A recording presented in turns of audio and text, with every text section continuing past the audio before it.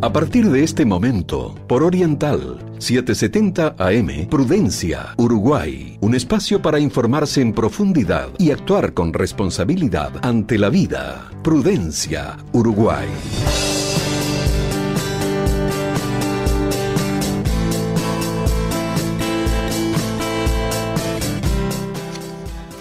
Muy pero muy buenos días, bienvenidos a una nueva entrega de Prudencia Uruguay en este sábado 10 de julio, sábado que amaneció lloviendo en la capital del país. En estos momentos tenemos 15 grados aquí en la Ciudad Vieja. Para algunos este es el último fin de semana de vacaciones de invierno, así que va a haber que aprovecharlo de todas maneras. Hoy tenemos un programa muy completo por delante con dos invitados que en instante ya vamos a presentar, pero lo más importante de este programa es que va a ser un programa centrado en las personas, en las que vamos a hablar de lo que es el foco de este ciclo de Prudencia Uruguay, que son los pacientes y los usuarios del sistema de salud. Es por eso que en los próximos minutos vamos a hablar con el licenciado Agustín Menéndez.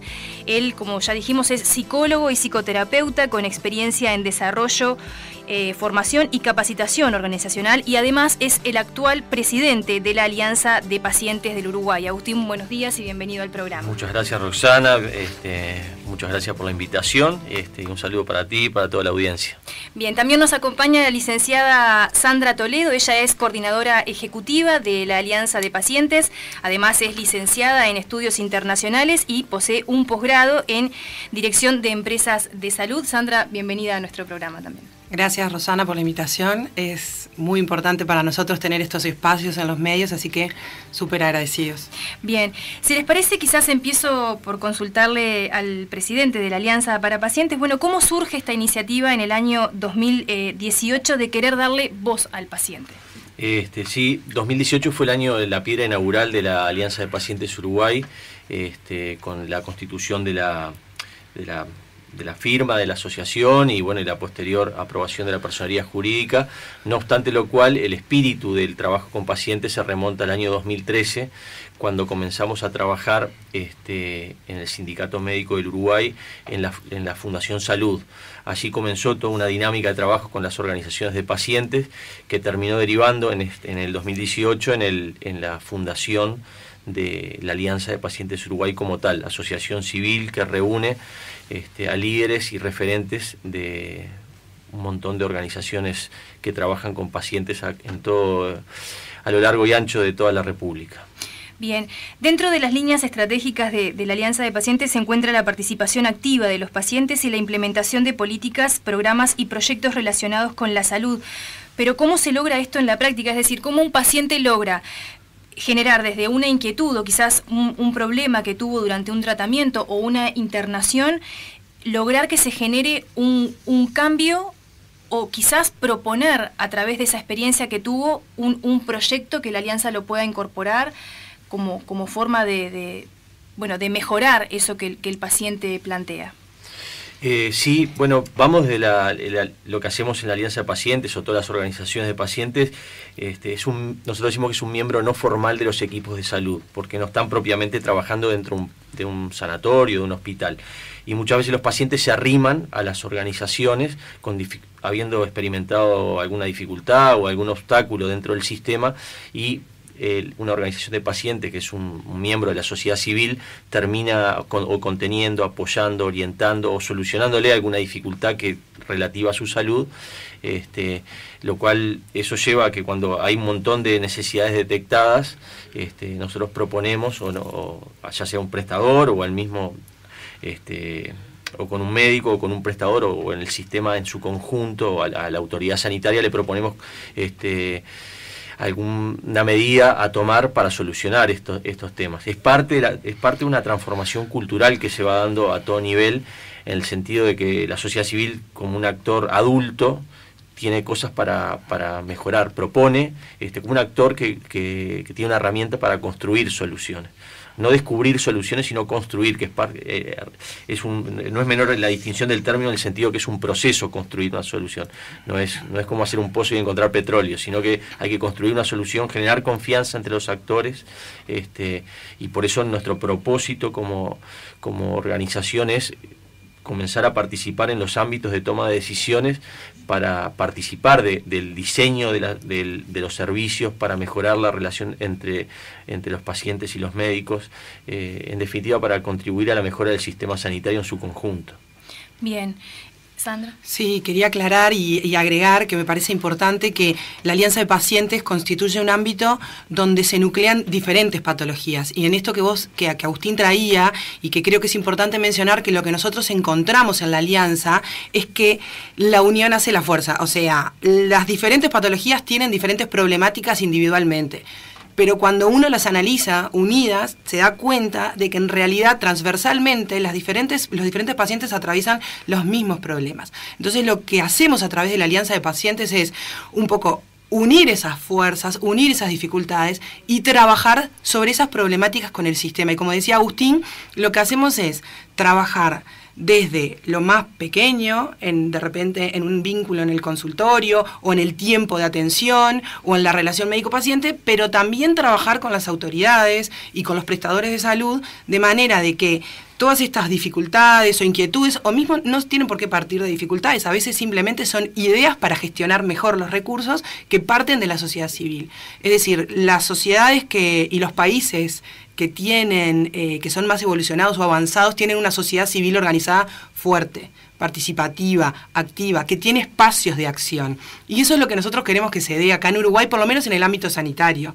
Y eso es lo que nosotros estamos buscando a través de la Alianza de Pacientes, que se tome al ciudadano, que se le tome en cuenta, porque unido a través de una organización tiene muchísimo para aportar.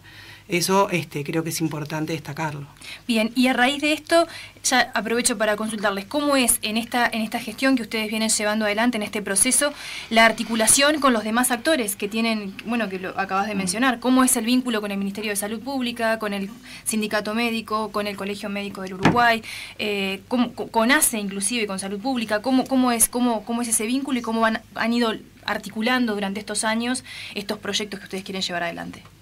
Esta transformación cultural que mencionaba hace unos minutos tiene que ver con esto, con un proceso de generar confianza, y también el que está a cargo gestionando algo va confiando en que el trabajo en equipo llegó para quedarse, el trabajo en red, y de algún modo esas relaciones paternalistas van paulatinamente, en la medida que la sociedad civil se va fortaleciendo, permite trabajar más y mejor en conjunto. Por eso los actores, con este tiempo de trabajo que llevamos, van confiando y van percibiendo que hay un socio, hay un aliado para trabajar y mejorar, pues tenemos los mismos objetivos, que es mejorar el sistema sanitario. De algún modo sería poco inteligente no utilizar hacer uso de esta herramienta de los pacientes organizados. Esa es nuestra perspectiva. Y mismo también porque, claro, el paciente además es el que tiene la experiencia de vida, de uso de ese sistema y de esas políticas que se van a tomar. Entonces, desde un punto de vista también democrático, como que corresponde que los que van a ser beneficiarios de esas políticas participen también de su desarrollo, de su gestión, de su decisión. Entonces, nuestra articulación con las autoridades parte desde ahí. Primero, las organizaciones a nivel, cada organización de pacientes y sus líderes tienen sus vínculos porque tienen sus dificultades específicas asociadas a su asociación, pero nosotros como Alianza de Pacientes lo que hacemos es trabajar a un nivel más global y trabajar con las autoridades, con el Fondo Nacional de Recursos, con los parlamentarios, como desde un lugar más amplio, contemplando un poco esa visión más macro de lo que son las necesidades del sistema, porque claro, nosotros estamos abordando, para nosotros lo que estamos haciendo es defendiendo el derecho a la salud. Entonces, desde ese lugar también de defensores del derecho a la salud, de defensores de que el derecho a la salud implica además un montón de aspectos, porque es muy abarcativo, tiene que ver con una gran cantidad de actividades cotidianas y una gran cantidad de responsabilidades que tiene también el Estado, que no son solo asistenciales. Entonces, desde ese lugar, desde la Alianza de Pacientes, hacemos un montón de actividades y profesionalizamos a la sociedad civil para que comprenda cuáles son sus derechos, los defienda y entienda también cuáles son sus obligaciones, porque obviamente hay un ida y vuelta, obligaciones y derechos, pero desde ese lugar nosotros lo que hacemos también es construir ciudadanía, construimos también capacidades, fortalecemos a la sociedad civil, fortalecemos a los pacientes y a los usuarios del sistema de salud, trabajamos en prevención, en promoción y también en autogestión de su propia patología. Entonces, por ahí como que tenemos un montón de herramientas que lo que buscan es eso, es tener una sociedad civil organizada y fuerte y sobre todo participativa. Bien, el usuario del sistema de salud tiene que, para vincularse con la alianza, tiene que ser socio, tiene que simplemente acercarse. ¿Hay algún requisito particular que necesite el usuario para...? La Alianza de Pacientes Uruguay nuclea a los líderes y referentes de organizaciones de pacientes. Dicho de otro modo, una analogía que lo utilizamos mucho es como si fuera como un pelotón de ciclistas. Cada uno de esos ciclistas es un líder o referente de una organización de pacientes. Si llega una persona X que le pasa, vamos a decir, un tema oncológico, tema de esclerosis múltiple, de lupus, artritis reumatoidea, psoriasis, lo que nosotros hacemos, le decimos que lo orientamos hacia la organización de referencia, digamos. Lo que nosotros potenciamos es la labor de cada organización de pacientes. De algún modo, otra analogía sería somos como la Unión Europea, digamos, somos la bandera de la Unión Europea, digamos. No, claro. La Unión Europea no existe si no la integran los países respectivos. Claro. Cada país respectivo es una organización de pacientes. Y te hago una acotación importante, que a nosotros, para integrar la alianza de pacientes, los grupos o asociaciones no tienen que estar constituidos formalmente. Nosotros, justamente eso fue una de las decisiones que tomamos, que la idea no es que las personas o las organizaciones que se involucren tengan que tener una formalidad, simplemente con que tengan un grupo funcionando y que les interese, o mismo porque hay patologías también, enfermedades raras, que de repente son en el Uruguay 2. Y esos también pueden estar integrando la alianza y que justamente a través de estar integrando un espacio mucho más amplio se fortalecen, porque su representatividad aumenta. Bien. En ese sentido, Rosana, también nos gusta esto para que se comprendan las ideas, somos un fogón en movimiento, digamos. Cada organización de pacientes es un fogón en el sentido, es un lugar donde encuentra calor, y cuando decimos calor, decimos apoyo, contención, orientación, un lugar donde poder construir soluciones para las dificultades que experimenta una persona, una familia, un colectivo, sufriendo determinada patología. Un fogón en movimiento, ese es el espíritu con el que trabajamos y concebimos la Alianza de Pacientes. Bien, otra de las líneas estratégicas de Alianza de Pacientes refiere a algo que en lo personal me llamó mucho la atención cuando lo leí, porque es algo que durante este ciclo hemos tratado de acercar a las personas lo que es información de calidad. Es uno de los propósitos quizás de este ciclo de prudencia, tratar de acercar a la gente información para que pueda reflexionar acerca de los temas. Y esta línea estratégica que leí dentro de la información que me proporcionaron fue lo que refiere a la alfabetización de la salud. Entonces, ¿en qué consiste esto de tratar de alfabetizar la salud? Bueno, la alfabetización en salud es un concepto que en realidad no es nuevo. Ya es un concepto que en realidad internacionalmente se viene ya utilizando desde hace varias décadas, pero que en este momento creo que en Uruguay está como tomando más fuerza y tiene que ver con esto, ¿no? Con que las personas, no solo los pacientes, sino las personas que hacen uso de los sistemas de salud, tienen que estar alfabetizados, es decir, tienen que saber, estar educados, conocer cómo funciona el sistema, qué elementos tienen que tener o qué beneficios tienen por hacer uso de un determinado sistema, qué implica hacerse controles. O sea, todo esto quiere decir que la persona va a ir adquiriendo a través de la alfabetización en salud herramientas para cuidar de su propia salud. Va a ser él el artífice de su mejor salud. Va a promocionar también a la comunidad, a su familia, va a trabajar en la prevención. Y si tiene alguna patología o en el momento de que se recibe un diagnóstico, va a tener la habilidad de comprender mejor, de saber cómo encaminar después el proceso de su diagnóstico y a su vez cómo gestionar su propia enfermedad. Entonces, estas herramientas, la alfabetización en salud, la gestión de la salud, la literacia en salud, implica eso, tener un conjunto de herramientas que nos brinden a nosotros elementos sobre los cuales podamos abordar la mejor salud que podamos tener. Sea que tenemos una enfermedad o sea que estamos sanos y que queremos mantenernos en la senda de continuar sanos. Entonces, cuando uno, por ejemplo, es muy claro cuando uno tiene una patología crónica, los enfermos que tienen una patología crónica y están alfabetizados, esto quiere decir comprenden qué implica su enfermedad, comprenden el uso de la medicación, entienden el prospecto que leen de la medicación, entienden a lo que el médico también les indica y les dice cuáles son los factores de riesgo, ese paciente va a funcionar mucho mejor y su patología va a estar mucho más controlada que un paciente que no conoce, que no entiende, que no sabe de factores de riesgo, que no entiende qué significa el factor de riesgo, que no sabe para qué es la medicación que toma, que no sabe si la medicación que toma tiene un efecto adverso conocido o si tiene alguna interferencia con otro tipo de medicación o, por ejemplo, hasta con yuyos, hierbas, alcohol. Entonces, cuando uno conoce y se incorpora lo que tiene que ver con este término de alfabetización, su gestión y autogestión de su salud es mucho mejor, incluso para el propio sistema. Hay estudios que comprueban en el mundo que los pacientes o usuarios alfabetizados son un costo mucho menor para el sistema. ¿Por qué? Porque hacen un buen uso de las herramientas que el sistema les brinda y porque además se adelantan a las enfermedades, se adelantan, promocionan, trabajan en prevención y en los factores de riesgo. Entonces, es muy importante para nosotros de la Alianza de Pacientes trabajar en eso. Estamos abordando esto.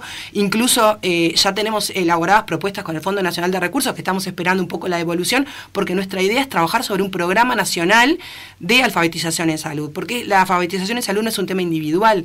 Tiene que ser un tema que se trabaje colectivamente, porque no sirve de nada si yo, Sandra, solamente me cuido y hago por mí. Esto tiene que ser algo nacional y colectivo, porque yo tengo que trabajar con la comunidad, tengo que trabajar con el sistema, tengo que trabajar con los médicos también para que comprendan que los pacientes necesitan tiempo e información. Entonces, en eso también estamos trabajando y bueno, la idea es que desde el Ministerio del Fondo Nacional de Recursos puedan darnos este lugar que creemos que es fundamental.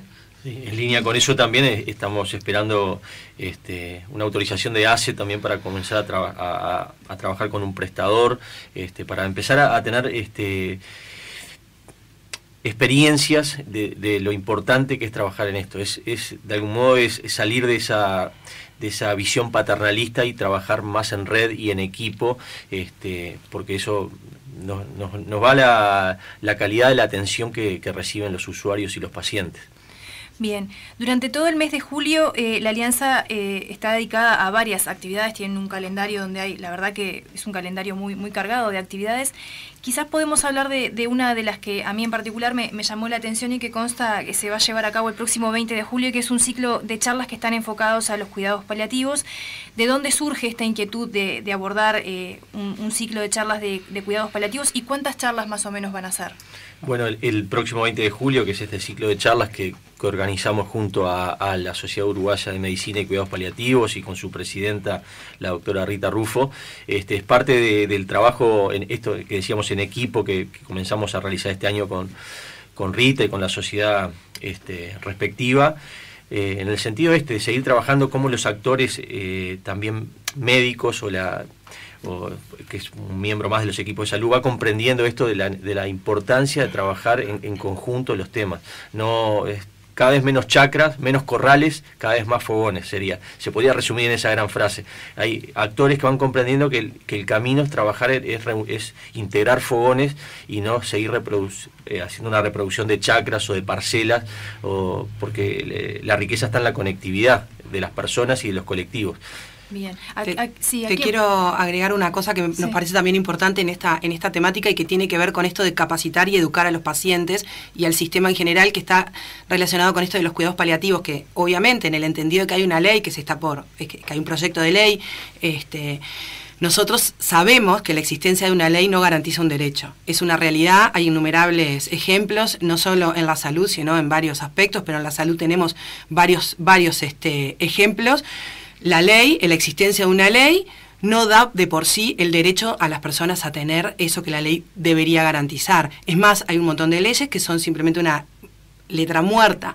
Entonces, ¿qué hay que hacer para que esas leyes por las cuales se trabaja y se promulga después también tengan un efecto real sobre las personas? Es trabajar en la concientización y en el compromiso de los colectivos que van a tomar esa responsabilidad. Es decir, si los pacientes, está perfecto que haya una ley de cuidados paliativos, pero si los pacientes desconocen qué son los cuidados paliativos y qué implica exigir el cuidado paliativo para sí mismo y para su familia, o siendo familiar, de nada va a servir que exista una ley. Entonces, lo que nosotros vamos a trabajar es en eso, en educar al paciente, en educar a los usuarios del sistema, en que sepan cuáles son sus derechos, sus deberes, y sobre todo en este entendido que va a haber una ley que les va a dar una garantía, sepan con qué van a contar y que la exijan. Entonces, de esa forma, si el paciente la exige, el sistema la va a tener que empezar a cubrir. Porque el hecho de que exista la ley, la realidad es esa, no va a garantizar que el paciente acceda a eso que la ley propone.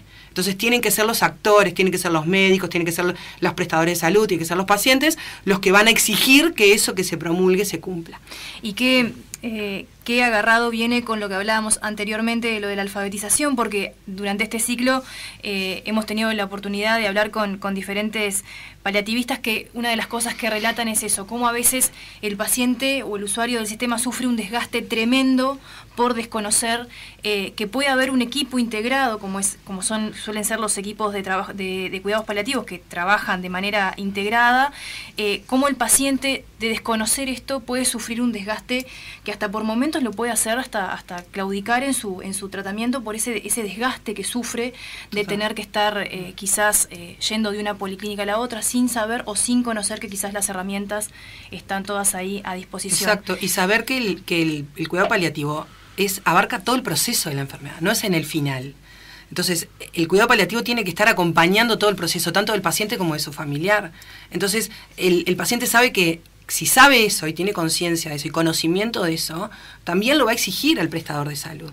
¿Por qué? Porque no es solamente para los últimos momentos de su vida y que tenga una muerte digna, sino es para acompañar y aliviar el dolor durante lo que dure ese proceso y a sus familiares. Entonces eso es muy importante. Eso tiene que ver con el empoderamiento del paciente también como alguien que propone y no simplemente acepta pasivamente lo que el que gestiona un servicio le ofrece, sino que también como activamente propone necesitamos esto y no necesitamos esto otro. Participar del diseño del servicio que se le ofrece y no simplemente sea como un niño que tiene que abrir la boca y le dan la cucharita con la papilla de turno, digamos. Es eso, al generar conciencia, lo que sacamos lo que estamos logrando es construir ciudadanía y tener una población más adulta y más consciente, no solo de sus obligaciones, sino de sus derechos. Y cuando es más consciente, hace un mejor uso de los recursos y los servicios que se le ofrecen. Y si lo llevamos a una variable económica, que no es menor, que no lo podemos desconocer, es una gestión más eficiente de los recursos económicos. Y más cuando son públicos, o cuando uno también paga por esos servicios. Sin duda. Si les parece, hacemos una breve pausa y nos reencontramos en unos minutitos. En instantes continúa Prudencia Uruguay.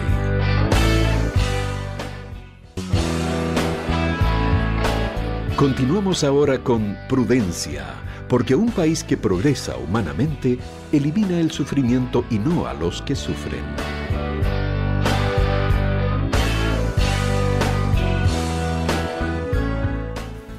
Muy bien, continuamos en este segundo bloque y último tramo ya de Prudencia Uruguay.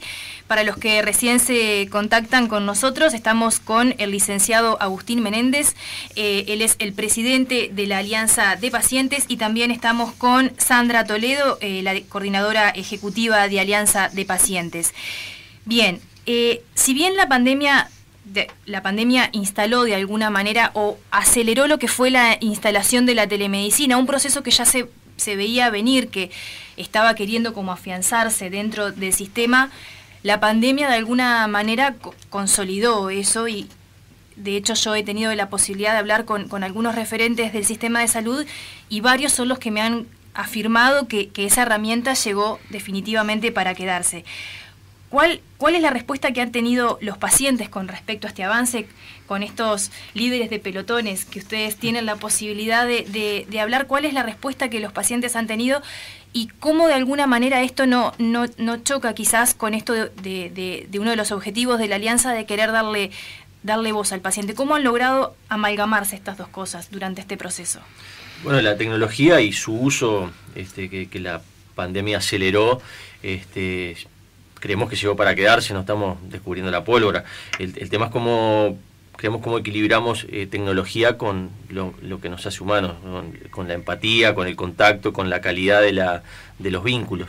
Llegó para quedarse, pero también, como vemos en algunas de las actividades que hemos desarrollado, que nos decía la Sociedad Uruguaya de Telemedicina, o sea, una llamada de WhatsApp no es telemedicina, es parte de este proceso que comenzamos que el sistema de salud comienza a recorrer para ver cómo integra y cómo logra amalgamar la presencialidad con la virtualidad, no perdiendo el foco principal, que el foco es la relación, el vínculo humano de un profesional que atiende a alguien que está sufriendo por X razón, y cómo logra equilibrar una y otra cosa. Ese es el desafío que tenemos por delante. Y simplemente la alianza de pacientes, nosotros, como decíamos anteriormente en el primer bloque, procuramos también hacer nuestros aportes para la construcción de esos servicios. Es decir, en el diseño de los servicios asistenciales, los pacientes es prioritario que participen. Otra vez, para repetirlo, en el diseño de los servicios asistenciales, la presencia de los pacientes expertos que conocen lo que les hace bien, lo que no funciona, es prioritario que comiencen a participar más y mejor. Bien. Un detalle que quiero aportar a esto de la telemedicina, que nosotros lo trabajamos de la Alianza y que nos parece fundamental, es, en primer lugar, no puede nunca sustituir la telemedicina al contacto y a la atención con el médico. Es decir, tiene que ser un complemento. Y esto ya lo hemos también trabajado y en conversatorios que hemos abordado con la Sociedad Uruguaya de Telemedicina, y ellos también entienden que es así. O sea, lo que tiene que primar es el vínculo cara a cara con el médico y el paciente para que trabajen ellos en conjunto su relación. Y si no es posible, se pasa a la telemedicina o se usa la telemedicina como un seguimiento o un apoyo, pero no puede ser algo que sea solamente telemedicina y que no exista el abordaje integral y de atención cara a cara. Y otra cosa que nosotros entendemos muy importante es que la telemedicina no puede implicar una nueva brecha de diferencia, o sea, una nueva brecha en el sistema sanitario. Es decir, si se va a implementar la telemedicina, tiene que lograrse que sea equitativa y accesible para todos. Porque no puede pasar, como hay en otros ejemplos a nivel internacional, donde la telemedicina se aplica en varios pacientes y esos pacientes, para hacer uso de la telemedicina, requieren algunos artefactos o implementos tecnológicos en su hogar que tienen que adquirirlos. Entonces, eso no nos va a poder o no nos debería pasar acá en nuestro país, porque si no, es otro factor más que podría incidir en aumentar la brecha de desigualdad en el acceso a la medicina, a la atención. Y lo que justamente nosotros queremos y en lo que estamos trabajando es en reducirla. Entonces, eso nos parece muy, muy importante, que los prestadores de salud que van a utilizar la telemedicina tengan presente que lo que tienen que ofrecer tiene que ser equitativo, igualitario y accesible para todos. Bien. Eso es clave. ¿Los tiempos de consulta en la telemedicina suelen ser iguales a los tiempos de consulta cuando la consulta es presencial? Un ejemplo, ayer estuvimos reunidos con la red de asociaciones de diabéticos del interior y nos decían algo así: ser diabético en Montevideo no es lo mismo que ser diabético en el interior. Y yo decía, Uruguay, somos llanos, la distancia más larga son Bella Unión, digamos, somos un país accesible, y parece que estuviéramos, mientras los escuchábamos ayer, pensábamos, parece que vivíamos en el siglo XIX, y es decir, para usar WhatsApp, para usar Facebook y las redes sociales y todo, parece que estamos tan conectados, y esto que escuchábamos ayer parece como de otro tiempo. Es decir, al punto que hoy es la tecnología al servicio del paciente. La pregunta es cómo lo vamos a hacer. Claro. No se puede mover un paciente, tenga que viajar 2 horas para un lado, de ida, 2 horas de vuelta, si la telemedicina, es decir, bien utilizada, complementa la presencialidad. Pero lo que tiene que haber son equipos de salud comprometidos en su buen uso y generar ese diseño de servicios que permita eso. Y eso también tiene que ver con lo que decíamos anteriormente, y lo explicaba muy bien Sandra, esto de la alfabetización en salud. construir, y hay que ir construyendo cómo vamos a hacer esos servicios que nos van a permitir tener una mejor atención y calidad de la atención sobre todas las cosas. En algo que se quiso reforzar también el sistema de telemedicina, y quizás te lo consulto a ti, Agustín, que sos psicólogo, psicoterapeuta, es en el tema de la salud mental. ¿Es realmente eficiente esta herramienta? ¿Es eficaz esta herramienta de la telemedicina a nivel de la salud mental? O sea, ¿cómo? Y pregunto por la salud mental porque es inevitable lo que ha dejado expuesto el tema de la pandemia, el tema de lo que afecta a la salud mental de las personas. Bueno, sí, ojalá que este segundo semestre de este 2021 parece que todo indica que se van disminuyendo desde los contagios, fallecidos e internados en CTI. Parecería que recobramos algo de lo que teníamos previo a marzo del 2020. Pero lo que va a dejar cuando se retire la ola de este tsunami que nos golpeó a todos, va a dejar un tendal de sufrimientos, y sobre todo en temas de salud mental, de algún modo es como si hubiéramos levantado esa alfombra en la que veníamos barriendo un montón de cosas, levantamos y dejó al aire todas cosas que no queríamos ver. Y los temas de salud mental, desde la soledad, la falta de lazos, y bueno, todos los efectos de esto de la pandemia en temas de desempleo y disrupciones familiares, toda la afectación para niños y adolescentes, es un gran debe que tiene nuestro sistema de salud. Parece que solo atendemos lo que sucede del cuello hacia abajo, y el centro de comando, que es la cabeza, cómo nos sentimos, cómo nos integramos, qué proyectos tenemos, qué hacemos cada uno con su propia historia, cómo es una pelota que constantemente pateamos para adelante, o tratamos de detenernos, pensar qué hemos hecho, dónde estamos parados ahora, qué es lo que queremos hacer. Eso el sistema no es una prioridad. Claro. Estamos hablando de muchas otras cosas, de que en general tiene que ver con pensamos que la salud solamente es lo que sucede del cuello hacia abajo, y de cómo estamos viviendo nuestras vidas. Es un gran debe, por lo menos desde el punto de vista de cómo lo enfoca el sistema, y que tiene que ver con gestiones de muchos años atrás. No tiene que ver ni con no es un tema de gobierno, sino un tema de política de Estado, si se quiere. Bien. Sandra, con respecto a esto que estábamos hablando, la Alianza ya tiene algo previsto con esto que estábamos hablando de los pacientes COVID. Con COVID, sí, tal cual lo que estuvimos hablando un poco antes de empezar el programa, y que te contábamos que es como una primicia que te estamos dando porque recién salieron. Dentro de la Alianza de Pacientes se conformó lo que es la Asociación de Pacientes COVID de Uruguay. Esto recién está en las redes. Estamos generando un espacio donde las personas y familiares afectadas por el COVID puedan empezar a tener un lugar donde esté contenido, donde pueda intercambiar con personas que también han tenido la enfermedad o familiares. También estamos haciendo una investigación con un cuestionario que después también va a estar puesto en las redes, para poder analizar cuál fue el impacto de la enfermedad desde el punto de vista emocional, desde el punto de vista de la contención del sistema, las secuelas que le pueden haber quedado a las personas o a los familiares que vivieron esta enfermedad.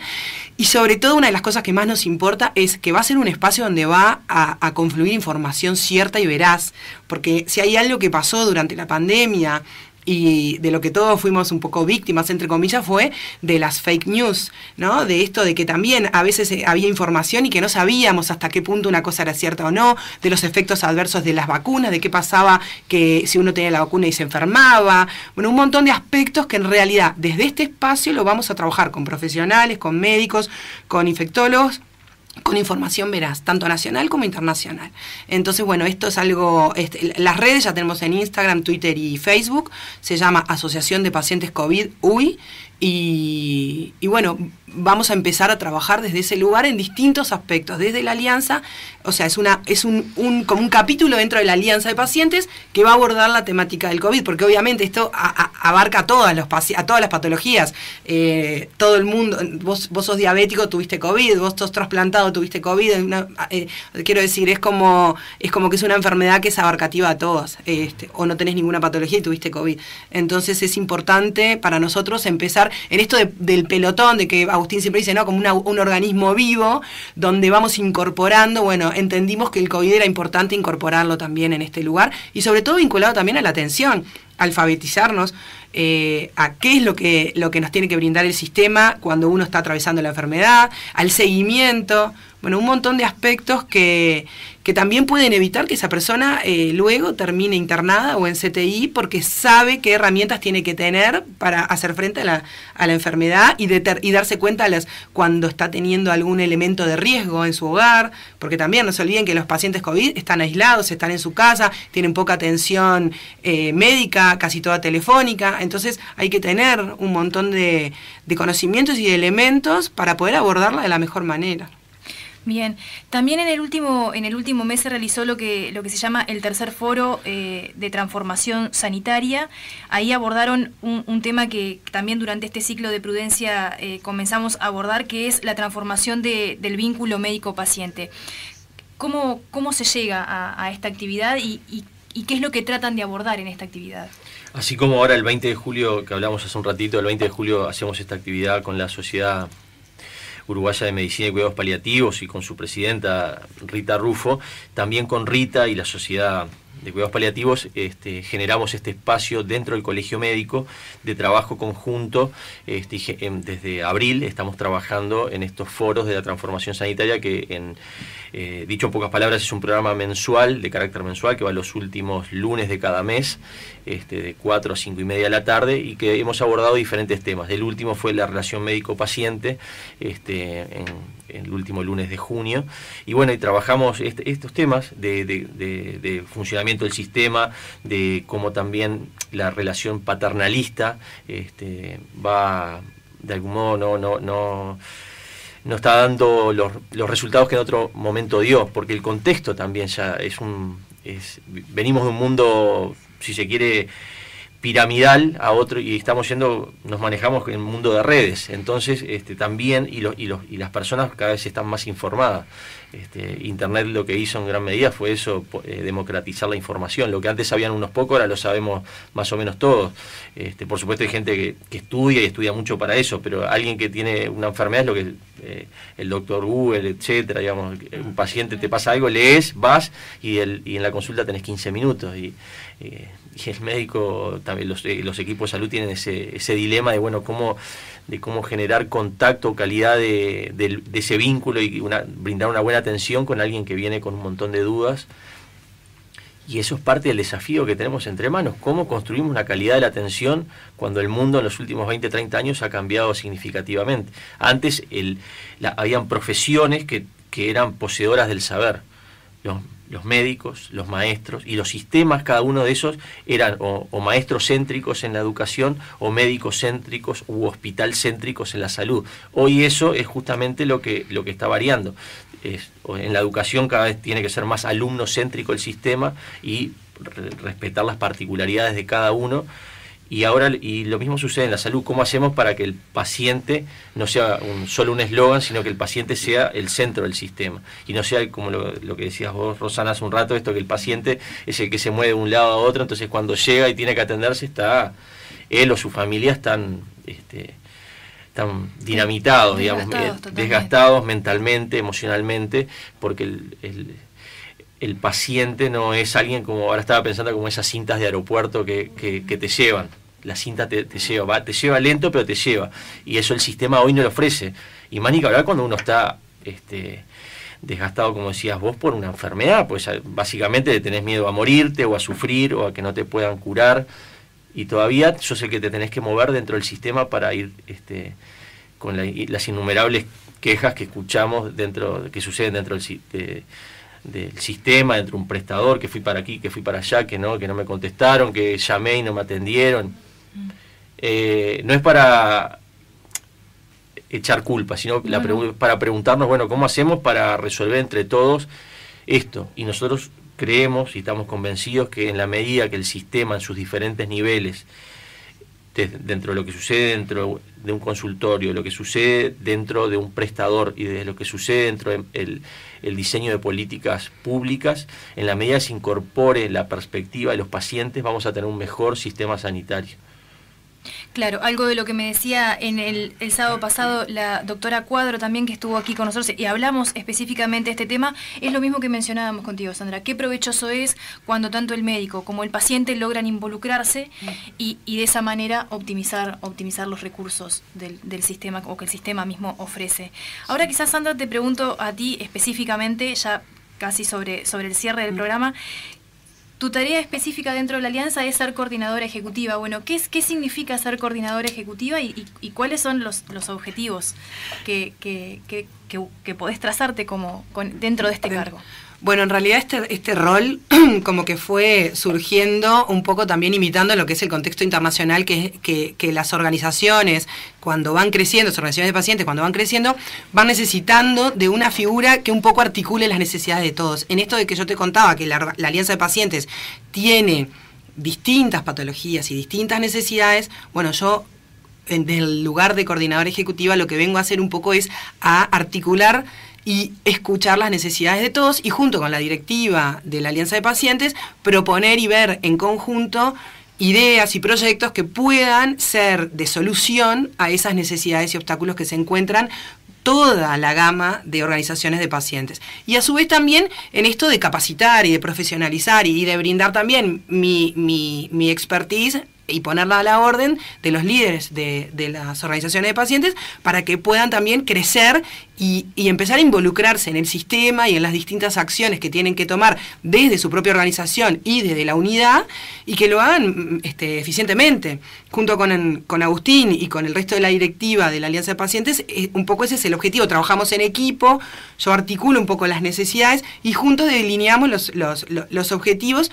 Y la realidad es que como cada uno de los líderes que trabajan en la Alianza también tienen su propio trabajo con su propia organización, el hecho de que yo no tengo esa carga o esa espalda, también esa mochila en mi espalda, me permite también ver el sistema desde otro lugar y también visualizar las necesidades conjuntas, porque cuando los que integran la Alianza tienen su propia carga, su propia mochila, sus propias dificultades dentro de su organización.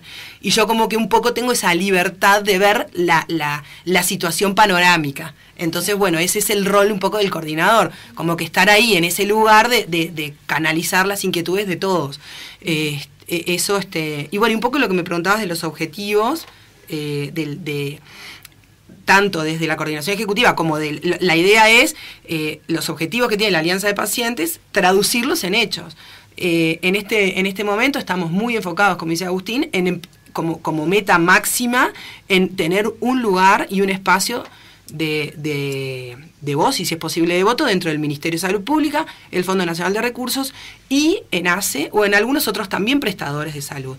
La Alianza de Pacientes que sea una figura donde el resto de los gestores de la salud también puedan usarla como herramienta y recurrir para tomar mejores decisiones en lo que tiene que ver con las políticas sanitarias. Y una cosa muy importante es el tema del acceso. Por eso también nuestro lugar en el Fondo Nacional de Recursos, y por eso también insistimos en trabajar con el Fondo Nacional de Recursos, porque entendemos que el tema del acceso a los tratamientos y a la medicación es un tema clave y fundamental que los pacientes sufren y viven, y que realmente entendemos que se puede mejorar con una mejor gestión a veces, y no tanto con insistir tanto en tema presupuestal. Entonces, desde ese lugar queremos también contribuir y queremos tener un espacio, también para alfabetizar, también para ayudar en la adherencia a los tratamientos, también para ver el tema de la gestión y las decisiones de compra y de incorporación de nuevas tecnologías, y ayudar en la actualización permanente, que van a mejorar también el acceso. Entonces, bueno, eso son como los objetivos más macro en los cuales estamos trabajando y que estamos generando todas estas acciones tendientes hacia ahí.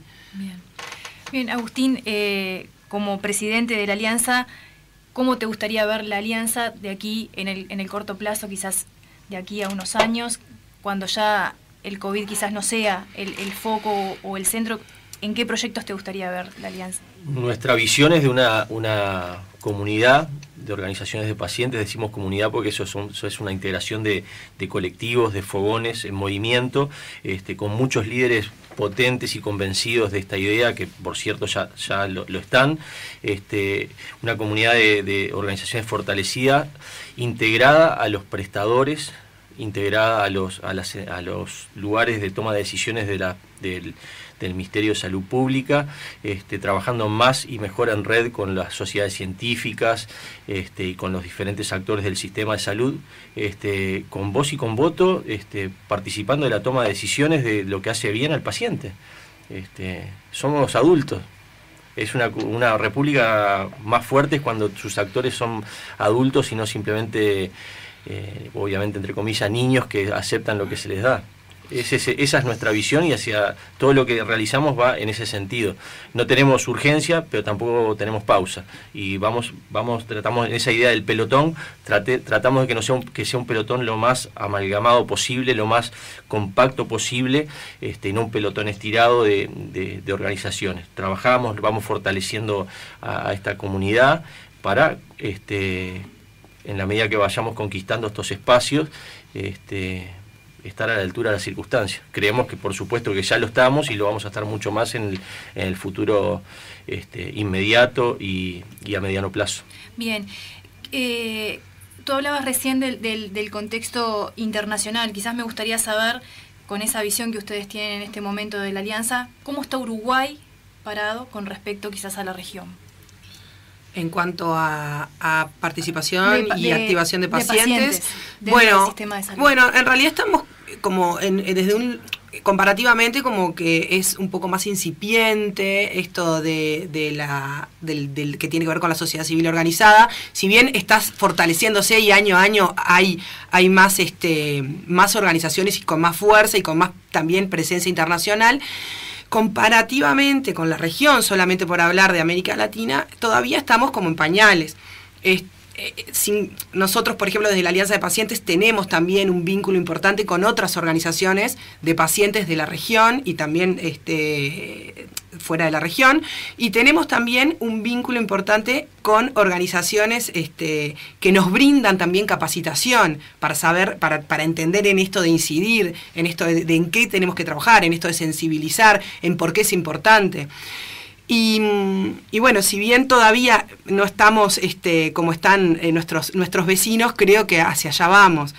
Sí estamos más fuertes que hace unos años, sí tenemos conexiones internacionales y regionales que nos fortalecen. Por ejemplo, la Alianza de Pacientes integra otras alianzas internacionales, y una muy importante es lo que se llama la Biored Sur, que es una red que integran Argentina, Paraguay, Uruguay y Chile, en la cual se trabaja sobre el tema de la medicación biológica y todo lo que tiene que ver con la importancia que el paciente tiene que tener y el cuidado específico que tiene que tener con este tipo de medicación, que es una medicación compleja y muy distinta a la medicación de síntesis, y que por lo tanto los que la reciben, que es a través del Fondo Nacional de Recursos en nuestro caso, tienen que tener una conciencia y adherencia al tratamiento y un cuidado especial. Y a su vez los que brindan esa medicación también tienen que tener una responsabilidad importante, porque la medicación esta no se puede cambiar. Es una medicación que en realidad están apareciendo. Eso es un desafío que tenemos para este año también, que vamos a hacer un foro biotecnológico, y es un desafío importante que tenemos para dejar bien claro que los pacientes que están recibiendo una medicación biológica no sufran modificaciones de esa medicación, salvo por la indicación del médico. O sea que nosotros ahí estamos valorando, por un lado, la soberanía terapéutica del médico, y por otro lado, cuidando al paciente y a su salud, porque la alteración de un medicamento no es como ahora otro tipo de medicación de síntesis, que lamentablemente pasa también, que vos vas a la mutualista y tenés indicado un medicamento y te dan de un laboratorio, y por un tema económico te dan de otro y vos no te das cuenta y supuestamente no tiene ningún efecto en vos. En una medicación biológica esto sí puede llegar a ser muy, muy nocivo para el paciente, al punto de afectarle la vida si genera inmunogenicidad. Entonces hay que cuidar muchísimo a ese paciente que está recibiendo esa medicación, y nosotros desde la Alianza de Pacientes y regionalmente tenemos una posición tomada, que también la hemos trasladado a las autoridades, que en realidad eran las autoridades pasadas del fondo, que también tenían ese compromiso con el paciente, y estas autoridades entendemos que también van a respetarlo, y que en caso de que haya una modificación por un tema presupuestal y que el fondo decida alterar una compra de un medicamento, sea para los pacientes que van a recibir en el futuro, pero los que están recibiendo hoy una marca continúen con esa marca. porque es clave, salvo que el médico indique lo contrario, ¿no? Entonces eso es uno de los temas que internacionalmente nos ayudan y nos fortalecen, porque estas son pautas que nosotros recibimos también y vemos a nivel internacional y por las cuales también nos guiamos y entendemos que son para el cuidado del paciente. Entonces, volviendo a tu pregunta, bueno, Uruguay no está al mismo nivel que otros países. La sociedad uruguaya también tiene una idiosincrasia particular y no somos muy activistas o muy de presionar o de quejarnos, o de sí hay alguna acción individual, pero esto de lo colectivo y de presionar en masa es algo que se nos está dando como nuevo, porque no estamos tan acostumbrados a esto. Y sin embargo es muy importante para construir ciudadanía, es muy importante para fortalecer la democracia y es muy importante para lograr realmente que las respuestas que nos brindan los gobernantes sean asertivas a nuestras necesidades, y porque en definitiva nosotros los pusimos en ese lugar.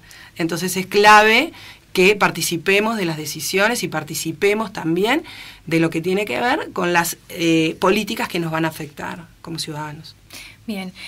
Agustín Menéndez, presidente de la Alianza de Pacientes de Uruguay, muchísimas gracias por haber compartido esta mañana con nosotros aquí en Prudencia Uruguay. Y Sandra, vamos a hacer un agradecimiento especial porque nos decía Agustín que hoy es tu cumpleaños. Sí. Muchísimas gracias por haberte tomado la mañana para compartir con nosotros. Esperemos que termines tu día muy bien y en familia. Muchas gracias, un placer. Como mereces. Nosotros nos reencontramos el próximo sábado aquí en vivo por Oriental a las 10 de la mañana. Muchas gracias, Oscar Romero, por la puesta en el aire en el día de hoy. Nos reencontramos el próximo sábado. Chau, chau. Hasta aquí Prudencia Uruguay, un espacio para informarse en profundidad y actuar con responsabilidad ante la vida. Prudencia Uruguay, por Oriental 770 AM.